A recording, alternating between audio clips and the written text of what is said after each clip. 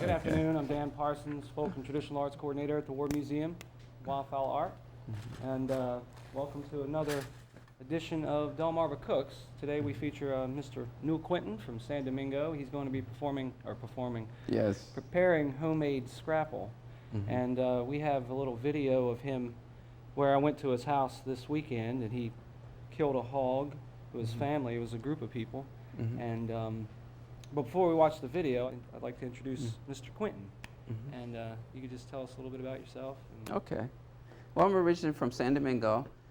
I was educated here in Wacomico County, attended Salisbury High School, and then I went on to Morgan State University. I worked for 35 years federal service, retired in 2002 and returned home.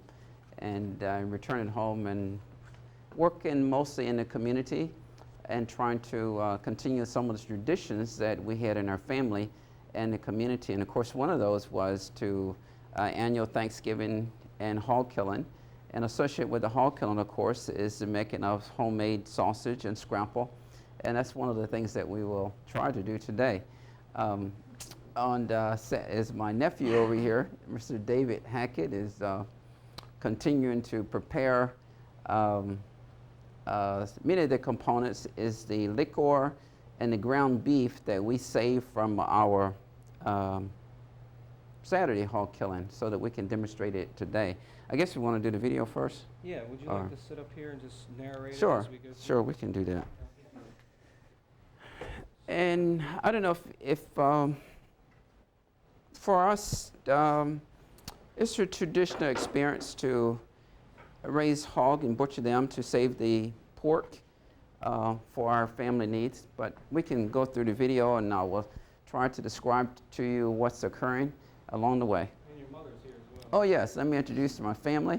My mother is sitting right here, Miss Mary Quinton, my sister, Alma Hackett, my wife, Tanya Quinton, and of course my nephew, David Hackett. She taught you how to kill a hog? Oh yes, yes. So, and that's not exaggeration. My mother has done all these things for most of her life, and truly has taught me how to make the scrapple and sausage and take out different components of the hog and how to preserve it. So it was good to have her with me because I know that she can do this in a heartbeat. Where with me, it's going to be, I have to think about it. But let's look at the video and we'll see where we go. As I said, this was done on Saturday. We had, my brother was butchering a hog, and then my cousin and I were preparing scrapple from a hog that we had killed on the previous Friday. Okay, what's occurring here? We really are, we're sort of saving some work here because typically when I was at home with my father killing a hog, we would have never used a tractor. We would have done this physical labor with just pulling the hog out of the pen and scalding it in a drum in the ground. And in this case, we're using a tractor to save us some labor to lower the hog in a scalding tank. Now in this, what's happening here, the men are actually, the hog has been scalded and we're removing the hair, and this is the scraping part. So we have to completely remove all the hair. The water needs to be 180 to 200 degrees, and if the water is too hot, that's not good because you could actually burn the meat, or what the older people would say, the hair sets and it still won't come off. So it's very important to have the water at the right temperature. Now what's occurring here is something else that our parents never would have done. This current generation is using a torch to singe off any hair that we did not remove during scraping. My cousin here, Mr. Benjamin Brown, is now dissecting the hog, taking out the entrails. And it's really not very difficult to do. It's, once you're familiar with it, it's, the hog is being held up, of course, here by the tractor. We would have before we would have put the hog on a tripod and he would still been hanging up like this. This string here is used to tie off the intestine. So when the um, entrails are taken out, the waste will not come out inside the hog. So we simply use a piece of twine to tie off the intestines as we pull the entrails out. And as you see, they're pulling out the entrails now. Many people still clean the guts or the entrails and use them as chitlins. I think Saturday when we killed this hog, one of our cousins who was really helping us did save the entrails, and his family cleaned them to prepare chitlins. What's happening here, the entrails have been removed.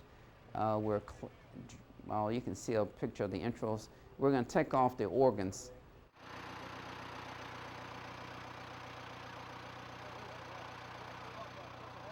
They're removing the head at this point.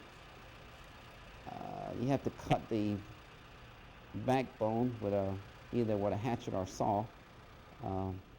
The hog head is very important for scrapple because that's the main meat that goes into the scrapple.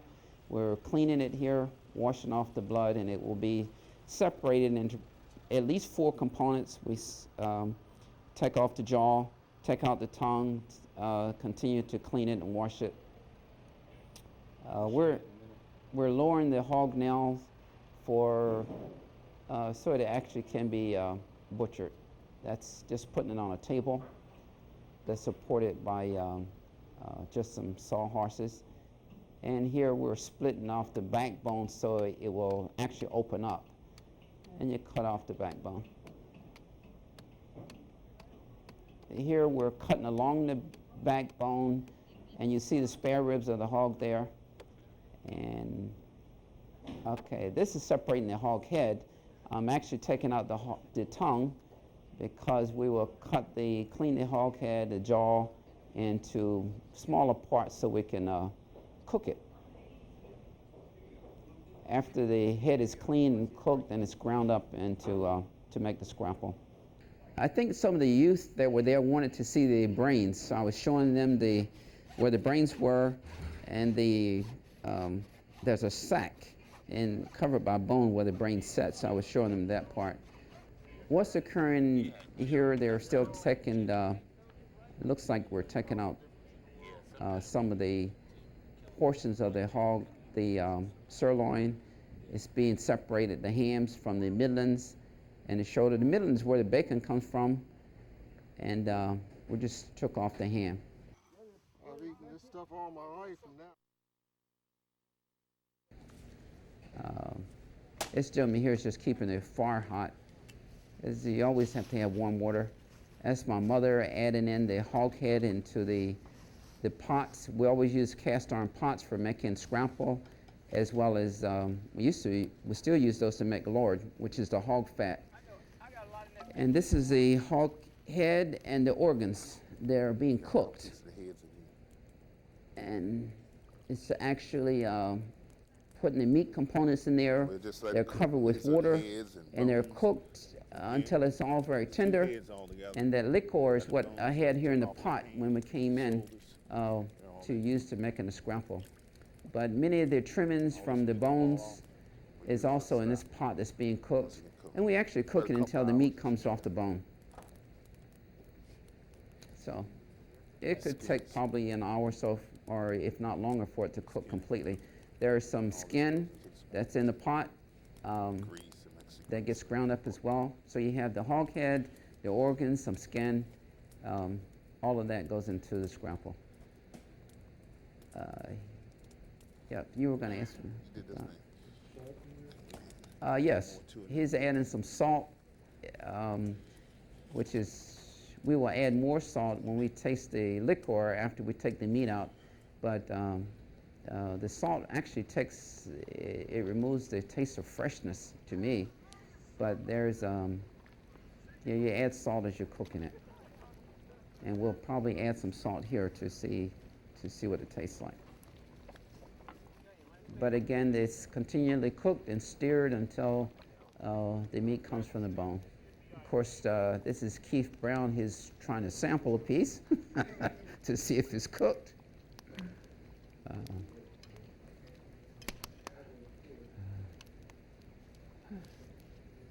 How long did the whole process take? Well, after the hog is butchered and put the components in this cast iron pots, I would say maybe an hour and a half. But you know. Now, my cousins and I are nowhere near as efficient as my mother's generation was or is in butchering a hog. Because when I was a youth, this process would have been from start to finish, they would have been finished by noon, by midday, and we were late into the afternoon doing this process. But what's occurring now, he's separating the cooked meat out of the pot, and he's going to grind it up. That will actually provide the meat for the scrapple. And remember, the liquor from the pot is also saved, because that's what we will return the ground meat to that liquor to make the scrapple. But you can see all those pieces of the hog that were cooked. They're getting ready to grind it up now. They pull the meat off the bone and grind it.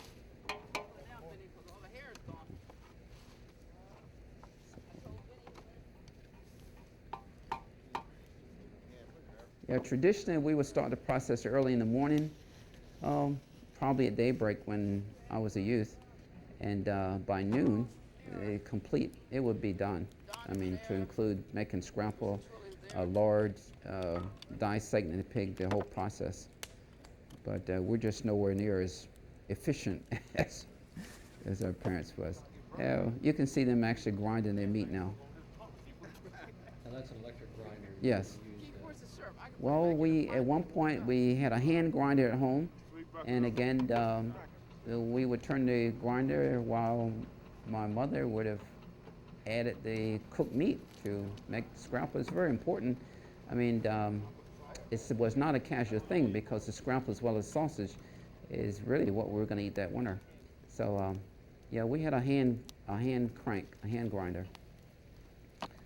What they're doing here is returning the ground meat back to that cast iron pot with the liquor that will really start making the scrapple. And that's really the same thing that we have on the stove right now. That pot, oh my goodness. Gee. That pot is about 30 inches in diameter, and it's about 18 inches deep. It's a large pot. The one next to it is not quite that large. The one next to it is about 2 foot in diameter. And we use a wooden paddle that's my mother has had for several years. Really, the paddle's older than I am. That we use to steer that pot of scrapple. You're adding sage and he's adding red pepper, sage, and Old Bay seasoning. And the ideal is a season to taste. And here she's adding flour and meal. She has a mixture of equal components of flour and meal that's added for thickening. And we'll do the same this afternoon. You stir it to avoid the flour lumping, and it's constantly stirred while the meal and cornmeal is added. And this is very important.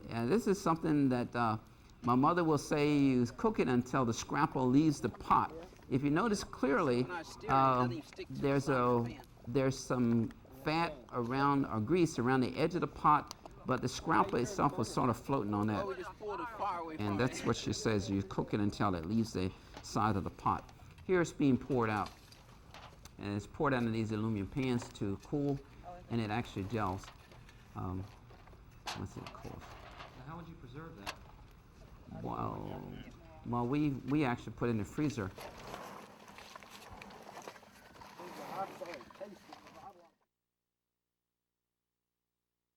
My cousin and I, my nephew, I'm sorry, we'll do the same thing now. And if we, oh yes. Oh, it's ready. Yes, and he says it's ready, and we will, yes, we'll taste it and see what we need here. And again, the key thing is just salt to taste. Where's that spoon? Here, we just put a little bit in here. We'll just put a little bit in here. And yeah. It's not bad. It's not bad, but yeah, somebody popped on my hand. Yeah.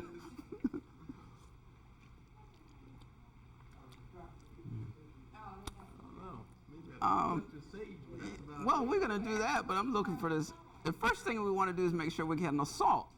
We don't want it to be too salty. What's in the pot?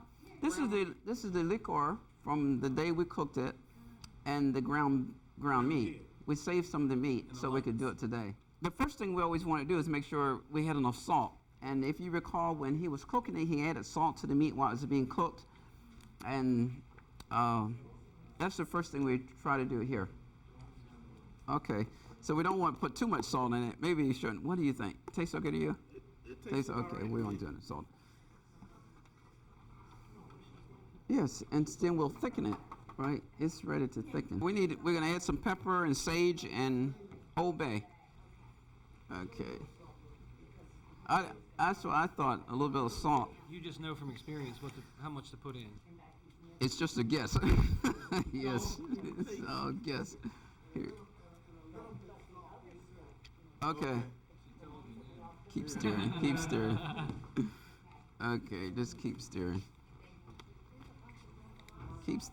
Are you stirring? Keep stirring here. Okay. Keep stirring.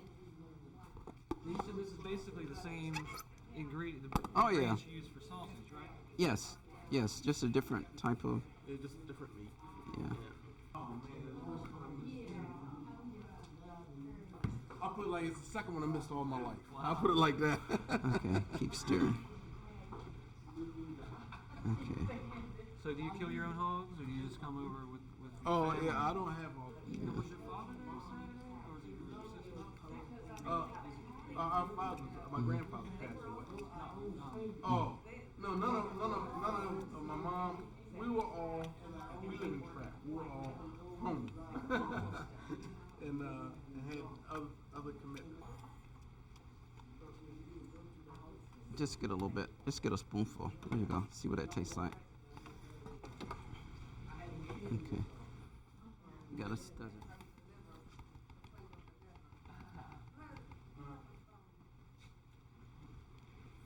We'll put some more of that in here. And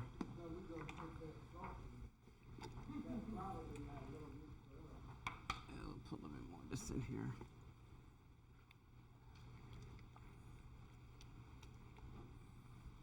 Yeah. There you go. You got a cup of flour and a cup of milk, put it in there, and then we're gonna put it in here. Okay. Yeah. A cup of flour and a cup of milk. You can add caramel there. Okay. Okay, just sprinkle it like that. Okay. This is a family affair. Oh, yeah, always. You need at least 2 people to do it. How many did you have Saturday? Well, we had, I bet there were 10 people there, but in making this scrapple, there were only 2 people involved. Okay. That'll work. Okay, go ahead. Okay. Yeah. Okay. You just have to keep stirring this in to get rid of all the lumps from the flour and the cornmeal. They get ready to add the equal amounts of cornmeal and flour now, and it's going to thicken. When I started doing this, I went to the store and I bought what I've seen her use for 50 years. So, yes. I never thought about it. I just said, well, it's that Indian head cornmeal and some all-purpose flour. And every year you have your mother over, and Oh, yes. Yes. No, we're okay. I didn't want to overwhelm you. No, it's getting there. We're used to doing this outside on a big pot, so this That pot that's stove on that stuff video. is new. It'd be great if folks could see, you know how your mother says it's pulling away like that? Yes. It'd be great if people could see that. Growing up, you kill 2 hogs and you separate them. Let's jump it.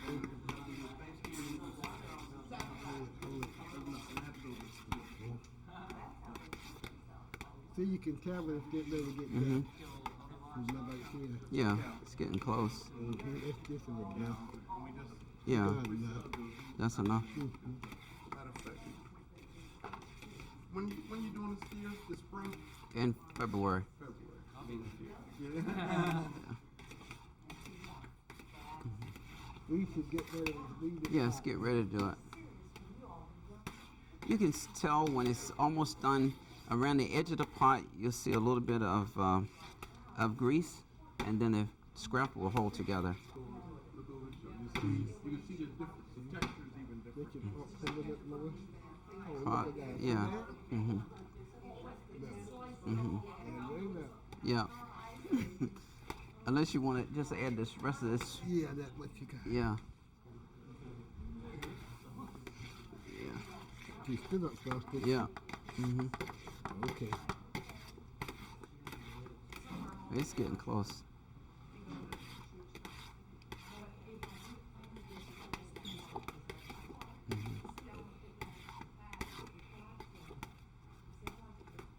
Sure didn't take much.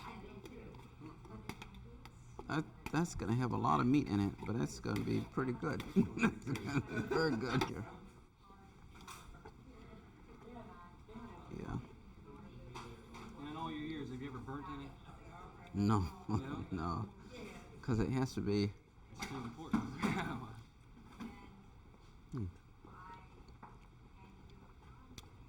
Tastes pretty good. Okay. Put that mitt under it. It's hot. Yep. It's very hot. Yeah. Yep. Just set it on the table there. And yeah. I can move that table to you. Would that be better? No, it's okay. That's good.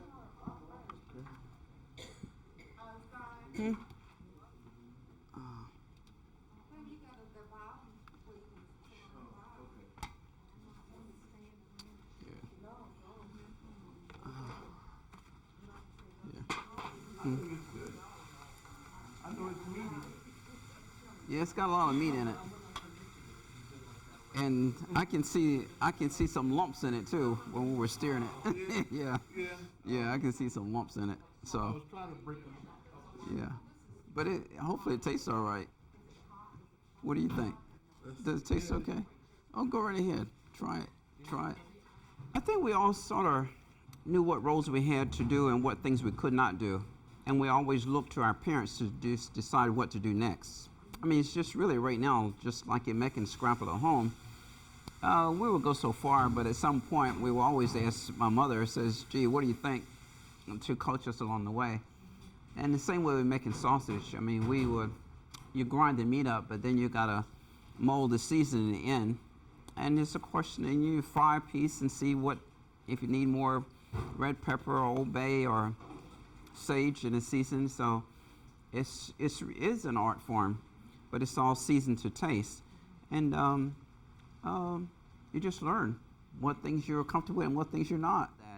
It's not a 2 teaspoons of this and 2 teaspoons of that. It's you add these components until it suits you. Yeah. Yes. We talk about your community. How important is food to your community? Oh, well, we started because San Domingo, in our opinion, was self-sustaining. People raised their own food, grew their own crops for their families, and they went outside of the community when I was youth for staples, for flour, sugar, and things of that nature. But for meat and vegetables, we either raised the animals or grew the crops right there at home. And so that's where we started this process. And so it's still very important. I think it would be great if people still did some of that to a degree. I mean, they can't do everything, but living here on the Eastern Shore where we had space, vegetable garden to me is a natural part of living on the shore, or having fresh eggs, or maybe everybody can't have a hog, but growing a portion of your own food or getting it locally is a part of the lifestyle here. So for us, it's really our lifestyle. I That's don't what think we do. did justice when you saw the video, the scope of his farm. Yeah. But can you tell us just how big it is and how many animals you have and what kind of animals? Well, I'm borrowing a lot from my mother and my father because I actually was fortunate enough to retire and build our house on a property that was owned by my parents. And most of my animals, I start off by taking a couple or getting a couple from my mother. So even the hogs, I started with 2 pigs, and every year I raise a litter of hogs. So right now, I guess personally, this year I had 5 hogs. I'm down now to 3. We had 2 cows and a steer, and 12 goats. I guess maybe 7 geese, 10 or 12 chickens, different things. And fortunately, my mother set some guinea eggs, so now we have, I think it's 16 guineas. That's So, yeah, okay. yeah. I was wondering what they were. Yeah, they're guinea hens. Yeah, so they make a lot of noise, but they're fun. That's it. Okay, very good. Well, thank you. We appreciate it. It's fun. Thank you.